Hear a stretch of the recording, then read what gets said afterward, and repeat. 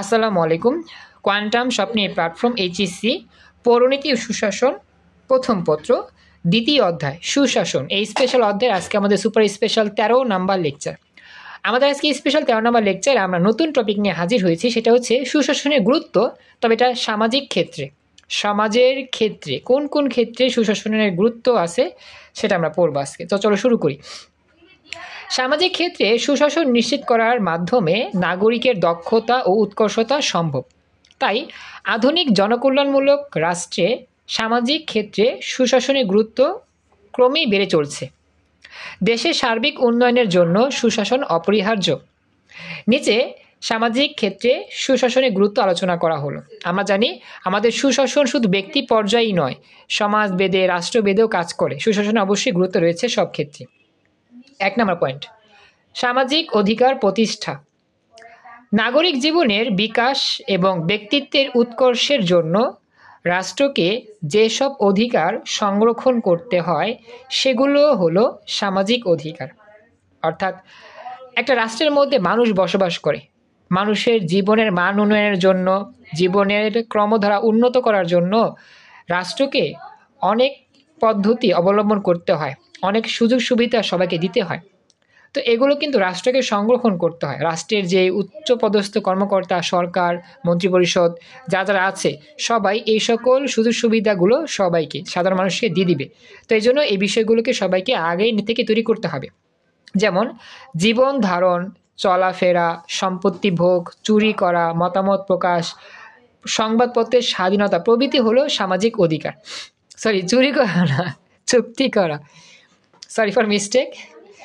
আমাদের জীবন যাপন করার জন্য বা সমাজে চলার জন্য আমরা যাতে সুন্দরভাবে লেখাপড়া করতে পারি, চলাফেরা করতে পারি, আমরা যাতে আমাদের প্রত্যেকের সম্পত্তির সুষ্ঠু ভোগ পাই, চুক্তি করতে পারি, যে কোনো বিষয়ে মতামত প্রদর্শন করতে পারি, সংবাদপত্রের যে কোনো বিষয় আমরা ছাপাইতে পারি নিজের অধিকার মতো, বা বাক স্বাধীনতার মতো কাজগুলো করতে পারি, এই বিষয়গুলো সমাজকে দিতে হবে। সমাজকে দিতে হবে মানে কি, সমাজ দিবে নাগরিককে, এটা আর কি। এটাই হচ্ছে সামাজিক অধিকার। কথা কি বুঝতে পারছো? সবাই একটু কথা বলো, বাকিরা কথা বলো। আচ্ছা, কোনো রাষ্ট্রে যদি সুশাসন প্রতিষ্ঠা না হয় তাহলে এই সামাজিক অধিকারগুলো বিপন্ন হয়। যদি একটা রাষ্ট্রে সুশাসন নাই থাকে তাহলে তুমি কখনোই ভালো করে চলাফেরা করতে পারবা না রাস্তার মধ্যে, তুমি জীবন ধারণ করতে হুমকির মধ্যে পড়বা, তোমার মতামতের কোনো গুরুত্ব দেওয়া হবে না। মানে যেই সমাজে সুশাসন নাই সেই সমাজে মানুষ টিকতেও পারে না, চলাফেরা করতে পারে না, বাঁচতেও পারে না। নিপা, তারপর হচ্ছে গিয়ে সোনিয়া, জানাতুল, আবুল কালাম, তোমরা কি বুঝছো? তোমরা তো কথা বলো নাই, একটু রেসপন্স করো তো। আচ্ছা, এরপরে 2 নাম্বার, সামাজিক নিরাপত্তার নিশ্চিতকরণ। দুস্থ, দরিদ্র, অসহায় ও অনগ্রসর জনগোষ্ঠীর স্বাভাবিক জীবন মানের নিশ্চয়তার বিষয়টি সামাজিক নিরাপত্তা নিশ্চিতকরণকে বোঝায়। অর্থাৎ আমাদের যে সকল মানুষ অসহায় আছে, গরিব আছে, তাদের জীবনের মান উন্নয়নটা নিশ্চিত করতে হবে, তাদের আস্তে আস্তে সেবা দিতে হবে, সুযোগ সুবিধা দিতে হবে, সব কিছুই করতে হবে। আর এই বিষয়গুলো যদি নিশ্চিত করতে পারি এটাকে বলা হয় সামাজিক নিরাপত্তা। যেমন একজন শারীরিক প্রতিবন্ধী, তার অনেক অধিকার প্রয়োজন, অনেক সাহায্য প্রয়োজন। একজন এতিম, তার অনেক হেল্প প্রয়োজন। একজন দুস্থ, বয়স্ক, বিধবা, দরিদ্র মানুষ রয়েছে, তাদের সবারই কি প্রয়োজন? অনেক অধিকার প্রয়োজন, অনেকটা মানে সাহায্য প্রয়োজন। তো এই সকল অসহায় মানুষকে রাষ্ট্রীয় প্রচেষ্টায় স্বাবলম্বী করে তোলার চেষ্টা সুশাসনের ক্ষেত্রেই লক্ষ্য করা যায়।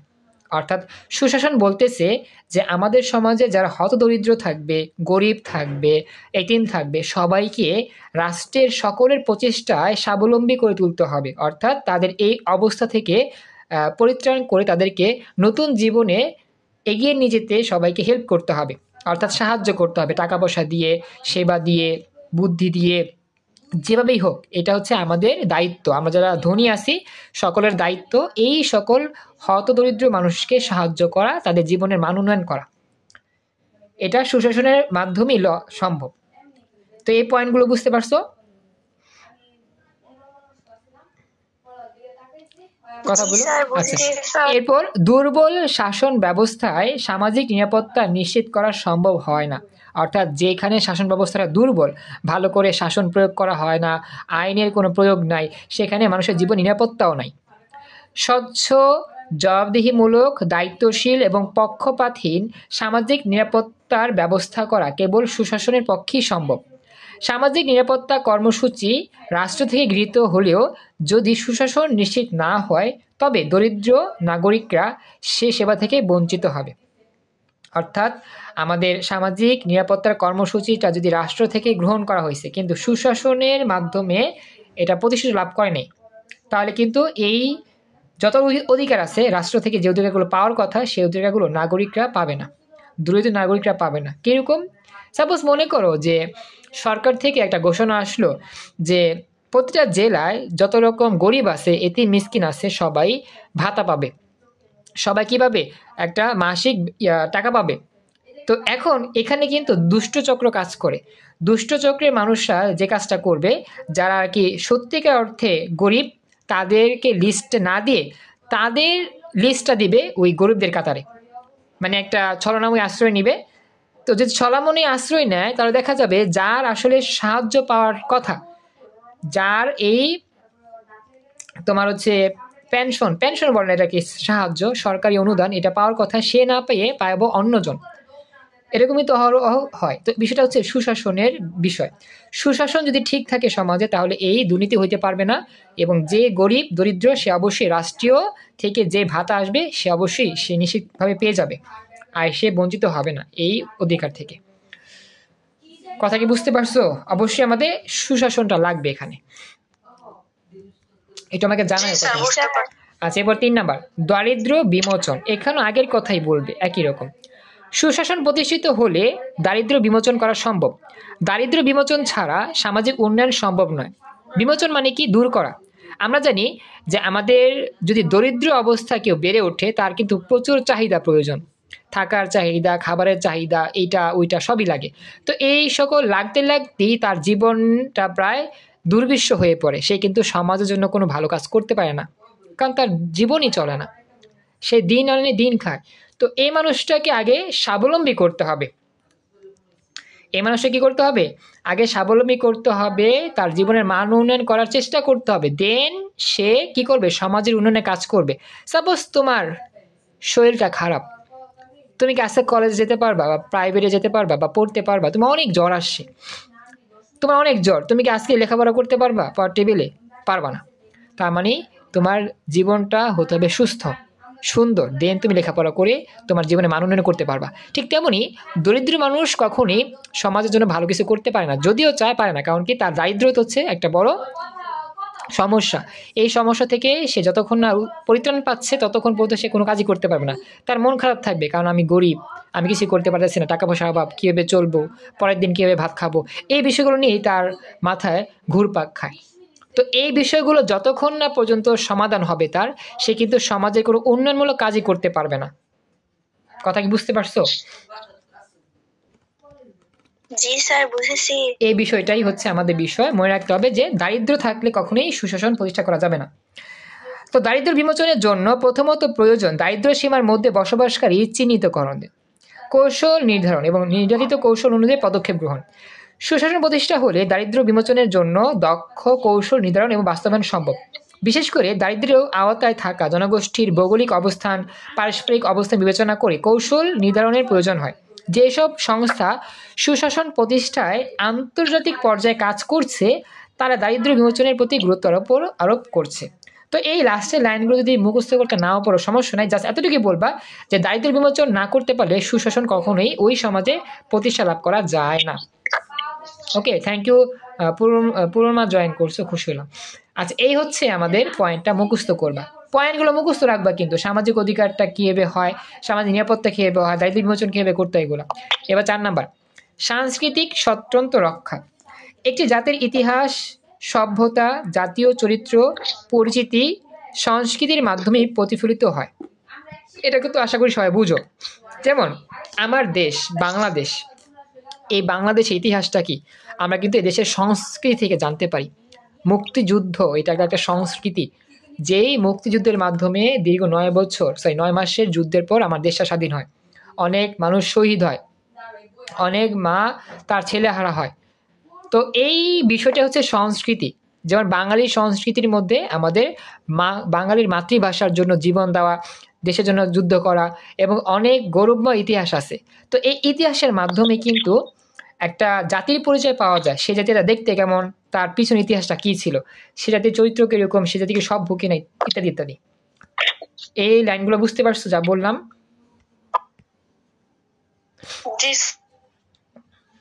স্যার বুঝছি। Thank you. Fariha Tahsin join করছো, thank you so much Fariha, খুশি হলাম জয়েন করছো। স্যার হ্যাঁ বলো বলো। আরেকবার রিপিট করবেন স্যার এই লাইনগুলো? আচ্ছা, বললাম যে একটা জাতির পরিচয় পাওয়া যায় সে জাতির সংস্কৃতি থেকে।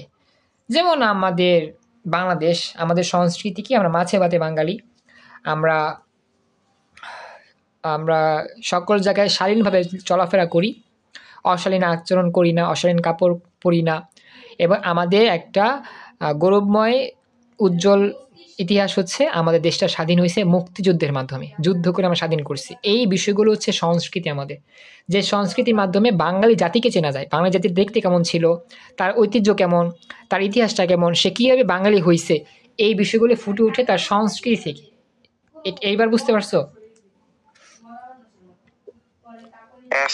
আচ্ছা, এরপরে বলতেছে সংস্কৃতির অসাম্প্রদায়িক ও গণতান্ত্রিক ঐতিহ্য সংরক্ষণ, গোঁড়ামি, কপু-মণ্ডুকতা, কুসংস্কার পরিহার এবং সাংস্কৃতিক অগ্রগতি বজায় রাখার জন্য প্রয়োজন সাংস্কৃতিক গোষ্ঠী, প্রতিষ্ঠান ও মূল্যবোধের লালন। অর্থাৎ আমাদের সংস্কৃতিকে লুণ্ঠন করে বা সংস্কৃতিকে নষ্ট করে এমন সকল কার্যক্রম পরিহার করতে হবে। আর এরকম কার্যক্রম পরিহার করতে হলে আমাদের অবশ্যই সাংস্কৃতিক জনগোষ্ঠী থাকতে হবে, বিবেচবান মানুষ থাকতে হবে এবং মূল্যবোধের চর্চা করতে হবে। অর্থাৎ সংস্কৃতিকে কখনোই নষ্ট করতে দেওয়া যাবে না। বিষয়টি কেবল সুশাসন প্রতিষ্ঠার মাধ্যমেই সম্ভব। অর্থাৎ সংস্কৃতির ধারা অক্ষুণ্ণ রাখতে সংস্কৃতির নিয়ম নীতি মানে চলতে হবে, সংস্কৃতি সম্পর্কে বুঝতে হবে, এই সব কিছুই আমাদের ভালোভাবে আয়ত্ত করতে হবে। আর এই বিষয়গুলো শুধু সুশাসনের মাধ্যমে কি অর্জন করা সম্ভব। আচ্ছা, এরপরে যাই আমরা পরবর্তী অংশে, 5 নাম্বার, সামাজিক মূল্যবোধের অবক্ষয় রোধ করা। সামাজিক মূল্যবোধের অবক্ষয় দেখা দিলে সমাজের শান্তি শৃঙ্খলা নষ্ট হয়, অন্যায়, অত্যাচার, ব্যভিচার বৃদ্ধি পেতে থাকে। অর্থাৎ আমাদের মূল্যবোধ বিষয়টা হচ্ছে নৈতিকতা, তারপর হচ্ছে সুন্দরভাবে আচরণ করা, সত্য কথা বলা, এটা হচ্ছে মূল্যবোধ, মানুষের একটা ন্যায়বোধ। তো এই সামাজিক মূল্যবোধের যে অবক্ষয়, অর্থাৎ সামাজিক মূল্যবোধের অবক্ষয় বলতে তুমি একটা মানুষ হিসেবে অপর মানুষকে গালিগালাজ করতে পারবে না, মারামারি করতে পারবে না, কাটাকাটি করতে পারবে না, এটা তোমার মূল্যবোধের বাহিরে কাজ। তোমার যদি এই মূল্যবোধটা কমে যায় বা মূল্যবোধের হ্রাস ঘটে, তুমি কিন্তু সেই সমাজে একজন শত্রু হিসেবে থাকবা বা সকলের একটা কি বলা যায়, সকলের পক্ষে ঘৃণিত হবা। তো যদি তুমি এরকম কাজ করতে থাকো, তোমার মূল্যবোধ অবক্ষয় হবে। আর মূল্যবোধ অবক্ষয় হলে তোমার দ্বারা সমাজে শান্তি নষ্ট হবে, সমাজে অন্যায়, অত্যাচার, চুরি ডাকাতি বৃদ্ধি পাবে। এই হচ্ছে মূল্যবোধ অবক্ষয়। এই লাইনটা বুঝতে পারছো? মূল্যবোধ অবক্ষয় বলতে কি বোঝায়? জি স্যার বুঝছি। এরপরে এই অবস্থায় সবচেয়ে বেশি প্রয়োজন সামাজিক মূল্যবোধকে সংরক্ষণ করা, সংরক্ষণের পদক্ষেপ গ্রহণ এবং সামাজিক অবক্ষয় প্রতিরোধ করতে কার্যক্রম গ্রহণ। সুশাসন প্রতিষ্ঠার মাধ্যমে সামাজিক অবক্ষয় রোধ করা সম্ভব। তো একটু স্পিকার অফ রেখো, হ্যাঁ পুরোমা একটু স্পিকারটা চাপ দিয়ে রেখো, তেলি হবে। এবার 6 নাম্বার, নারীর উন্নয়ন। খুবই ইম্পর্টেন্ট লাইন, মুখস্থ করবে এই পয়েন্টটা ভালো করে। নারীদেরকে শিক্ষিত ও দক্ষ মানব সম্পদ হিসেবে গড়ে তোলা, জাতীয় উন্নয়ন কর্মকাণ্ডে নারীদের অংশগ্রহণ নিশ্চিতকরণ, নারীর অর্থনৈতিক সামাজিক ক্ষমতায়ন সুশাসন প্রতিষ্ঠা দ্বারাই সম্ভব। আমরা জানি একটা দেশের উন্নয়নে নারী শিক্ষার উন্নয়ন অবশ্যই প্রয়োজন। নারীদেরকে সবার দিক থেকে সমান সুযোগ সুবিধা দেওয়াটা একান্ত প্রয়োজন। তো নারী শিক্ষার উন্নয়ন, নারীদের উন্নয়ন কিন্তু শুধু সুশাসনের মাধ্যমেই সম্ভব। আর সুশাসনে সামগ্রিক গুরুত্ব দেওয়া হয়, মানে সুশাসনে সব কিছুকেই সুশাসনে সাম্যকে গুরুত্ব দেওয়া হয়। সুশাসন বলতেছে যে একজন ছেলের যা অধিকার, ঠিক একই রকমভাবে রাষ্ট্রে বসবাস করার জন্য একজন নারীরও সেই অধিকার থাকবে। এই কথাটা সুশাসন বলতেছে। সাম্য মানে সমতা, নারী পুরুষের সমান সুযোগ সুবিধা ভোগ করাই হচ্ছে সাম্য। এই সাম্য বিষয়টা বুঝতে পারছো? সাম্য কি জিনিস? সবার সমতা হবে, সবার সুযোগ সুবিধা যাতে সবাই ভোগ করতে পারে, যেখানে নারী আর পুরুষ কখনোই ভেদাভেদ না হয়। আমাদের কবি কাজী নজরুল ইসলাম কিন্তু সাম্যের গান গাই একটা কবিতা পড়ছিল, গাই সাম্যের গান, মানুষের চোখে নাই কোনো ভেদাভেদ, নাকি মহিয়ান। এটা একটা সাম্য কবিতা ছিল না? তোমাদের পড়ছো না সাম্য কবিতা? হ্যাঁ, মানুষ কবিতা। হ্যাঁ, যাক, ওই সাম্য আর কি, সমতা আর কি, নারী পুরুষের কথাটা আর কি। আচ্ছা, ওইটা আর কি। তো এরপরে বলতেছে আমাদের এখানে, হ্যাঁ পড়ছিলাম, ওরকমই আর কি বিষয়টাই। তো নাগরিক হিসেবে পুরুষ বা নারী প্রত্যেককেই যাতে সকল ক্ষেত্রে সম অধিকারের বা অংশগ্রহণের সুযোগ পায় তার নিশ্চিত দিয়ে থাকে সুশাসন। আর সুশাসন প্রতিষ্ঠা না হলে নারীর প্রতি নেতিবাচক ধারণা বজায় থাকবে, যা নাগরিক হিসেবে নারীর অধিকারের ধারণার বিপরীত হবে। তো এই হচ্ছে আমাদের মোটামুটি 6টা পয়েন্ট। আজকে ক্লাসে আমরা এই 6টা পয়েন্টই আলোচনা করলাম ভালো করে। যতটুকু আলোচনা করলাম এর মধ্যে আমাদের সবচেয়ে ইম্পর্টেন্ট যে ইয়াটা আছে সেটা হচ্ছে তোমার, আচ্ছা আরেকটা অংশ বাকি আছে, 1 2 3 4, আচ্ছা আরেকটা অংশ বাকি আছে, আমরা 7 নম্বরটা পড়ে ফেলি। এটা হচ্ছে শিক্ষার অধিকার নিশ্চিতকরণ। দেখো, শিক্ষা নাগরিকের অন্যতম মৌলিক অধিকার। আমরা জানি আমাদের মৌলিক অধিকারের মধ্যে শিক্ষা রয়েছে। রাষ্ট্রীয় পর্যায়ে শিক্ষানীতি প্রণয়ন করতে হবে, শিক্ষার জন্য প্রয়োজনীয় অবকাঠামো নির্মাণ করতে হবে, স্কুল কলেজ বিশ্ববিদ্যালয় বেশি বেশি তৈরি করতে হবে। প্রান্তিক পর্যায়ে নাগরিকদেরও কি করতে হবে? শিক্ষার সুযোগের আওতায় আনতে হবে। প্রান্তিক পর্যায়ে মানে গ্রাম অঞ্চলের মানুষদের শিক্ষার জন্য বেশি বেশি স্কুল, মাদ্রাসা, বিশ্ববিদ্যালয় প্রতিষ্ঠা করতে হবে। যুগোপযোগী কারিকুলাম ও সিলেবাস, শিক্ষা উপকরণের সহজলভ্যতা, যথাসময়ে পরীক্ষা গ্রহণ করতে হবে, ফলাফল দিতে হবে ইত্যাদি বিষয়ের মাধ্যমে নাগরিকের শিক্ষার অধিকার নিষেধ করতে হবে। আর এইসব বিষয়ে কার্যকর করার জন্যই সুশাসন প্রয়োজন। তো দেখো তো 7 নম্বর পয়েন্টটা বুঝতে পারলা কিনা? শিক্ষাঙ্গনে আমাদের সুশাসন বিষয়টা এতটুকু বুঝতে পারছো সবাই? Thank you. তো চেষ্টা করো একটু তাড়াতাড়ি জয়েন করার জন্য। খুশি হলাম, আজকে আলহামদুলিল্লাহ প্রায় 8 জন জয়েন করছো, থ্যাংক ইউ সো মাচ। তো তোমাদেরকে একটা লাস্ট SMS দিচ্ছি, সেটা হচ্ছে আমাদের 2025 সাল নতুন বছর, নতুন বছরের জন্য তো নতুনভাবে তৈরি হও, আল্লাহর নামে শুরু করো। আমিও তোমাদের নিয়ে নতুনভাবে শুরু করতেছি ইনশাল্লাহ। অন্তত পক্ষে জাস্ট এতটুকুই কাজ করবা, প্রত্যেক দিন আমাকে SMS দিয়ে একটা ছবি দিবা যে স্যার আমি আজকে এই বিষয়গুলো পড়ছি। একটা পৃষ্ঠার ছবি দিলে আমি বুঝবো যে হ্যাঁ প্রত্যেক দিন তুমি পড়ছো। জাস্ট এতটুকু কাজ করতে 1 মিনিট সময়ও লাগে না। তুমি যাই পড়বা, যতটুকু পড়বা, যে কোনো সাবজেক্ট, জাস্ট ছবি তুলে আমাকে পাঠা দিবা, আমি দেখবো যে হ্যাঁ তুমি আজকে এই কথাগুলো পড়ছো, এই বিষয়গুলো পড়ছো, এইগুলো লিখছো। অবশ্যই আমি তোমার কাছ থেকে এইটা অ্যাকসেপ্ট করি। আর অবশ্যই তোমাদের সকলের আম্মুর নাম্বারটা দিবা, আম্মুর নাম্বার অথবা আব্বুর নাম্বার। আমি তোমাদের যে কোনো প্রয়োজনে আব্বা আম্মুর নাম্বারে কল দিয়ে যোগাযোগ করব। যদি কোনো কারণে তুমি ইরেগুলার হয়ে যাও বা প্রয়োজন হয়, কল দিয়ে তোমার আব্বু আম্মুর সাথে কথা বলবো যে আপনার মেয়ে আমার কাছে পড়তেছে, সামহাও কোনো কারণে সে ক্লাস মিস করতেছে বা পড়া ঠিকমতো দিচ্ছে না বা কোনো কারণে তার পড়াটা গ্যাপ যাচ্ছে, তো আপনারা একটু খেয়াল রাখবেন। এই জন্যই তোমাদের আব্বু অথবা আম্মুর নাম্বারটা অবশ্যই দিবা, এটা রেজিস্ট্রেশনের জন্য আমি রেখে দিব। এখন সবারটাই চাবো, তোমাদেরটা বললাম, কমার্স আর্টস সায়েন্স সবারটাই বলবো আজকে ইনশাল্লাহ। মন থাকবে যে কথাগুলো বললাম? জি স্যার। ওকে স্যার, আমি যদি ক্লাস না করি আমার আব্বুকে বিচার দিবেন। আচ্ছা আমি বলবো, যোগাযোগ করব, বুঝছো? আমি আসলে ক্লাস যারা আমার উপর হোয়াটসঅ্যাপে দিন। আচ্ছা আমার এখানে যারা রেগুলার ক্লাস করতে পারতেছে না ওদেরকে আমি চেষ্টা করবো এখন থেকে কল দিয়ে এই খবরটা নেওয়া যে কেন ক্লাস করলাম না, খবর নিব জাস্ট কেন ক্লাস করলাম না। ক্লাস রেগুলার করতে হবে। আমার এখানে পরে একটাই শর্ত, বাধ্যতামূলক শর্ত, রেগুলার ক্লাস করতে হবে, রেগুলার পড়া দিতে হবে, নিতে হবে। তো যদি একটু প্রেশারে রাখতে পারি সবাইকে, সবাই একটু গর্জ করবে যে হ্যাঁ যাকে চিনি না, জীবনও দেখি নাই, সে স্যার কল দিতেছে আমাকে পড়ার জন্য বা আমার আব্বু আম্মুর সাথে যোগাযোগ করতেছে, তো অবশ্যই স্যারে হয়তো বা আমার গুরুত্ব বুঝছে, অবশ্যই বুঝতেছে আমাদের সময়টা অনেক মূল্যবান, এই জন্য স্যার কল দিচ্ছে। তো এই বিষয়গুলো আস্তে আস্তে তোমরা বুঝবা, যখন তোমাদের একটু গাইড দেওয়া হবে, খোঁজখবর নেওয়া হবে, তোমরা এমনিতেই খুশি হবা, দেখবা যে পড়তে মন চাচ্ছে। হ্যাঁ, যদি না পড়ো স্যার কল দিবে, এরকম একটা টেনশন কাজ করবে, আব্বু আম্মুকে বিচার দিবে, তো আব্বু আম্মু বকা দিবে, এই বিষয়গুলো তোমাদের মাথায় ঘুরপাক খাবে। তো তখন পড়াটা এমনি হয়ে যাবে ইনশাল্লাহ। আশা করি এই পদক্ষেপ নিলে অনেক উপকার হবে। তো আশা করি তো সবাই এই বিষয়টা খেয়াল রাখবা, রেগুলার ক্লাস করবা, পড়বা, পড়া দিবা। আর সব কিছু ঠিক থাকলে আমি তার কল দিব না, আর ব্যাট ঠিক হলেই কল দিব। এই বিষয়টা ক্লাসের সবাইকে বলতেছি, সবারই আব্বা আম্মুর নাম্বার আমাকে দিতে হবে, এটা কম্পালসারি, আদারওয়াইজ আমি তোমাকে পড়াবো না। Okay sir. আচ্ছা, তো এই হচ্ছে আমাদের আজকের ক্লাসের স্পেশাল অংশ। আজকে আমার কোনো ক্লাস নেই, এখানে আমাদের স্পেশাল ক্লাস কমপ্লিট।